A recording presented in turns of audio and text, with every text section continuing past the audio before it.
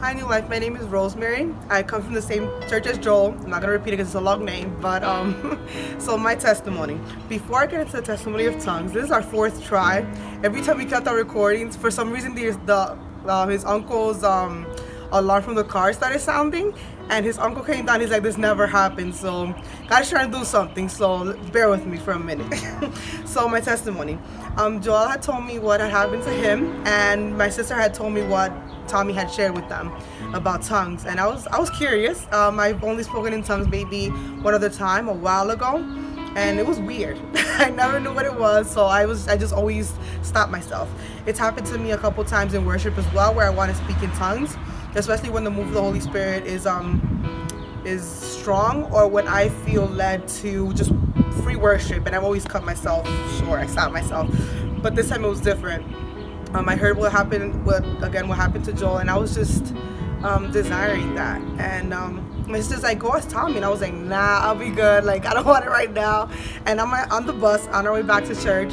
Something just wasn't still in me. I was very uncomfortable, and I was like, I have to tell Tommy. Like, I need this. I want this. So I told Tommy, and he's like, "All right, let's go. Let's pray." And I was like, "Oh my gosh, this is really happening." I told him I was scared. I was nervous, and he just told me to ask him any question.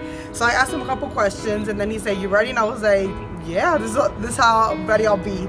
Again, still nervous, but with a lot of faith in God, knowing that a lot of things were going to happen and things were going to change in me. So Tommy started praying, and unlike Joel, where he started speaking tongues right away, before even Tommy stopped praying, I hesitated. It took me a while. I was thinking too much. I was thinking too much about me being human, and what if I say the wrong things? There's like so many things going on.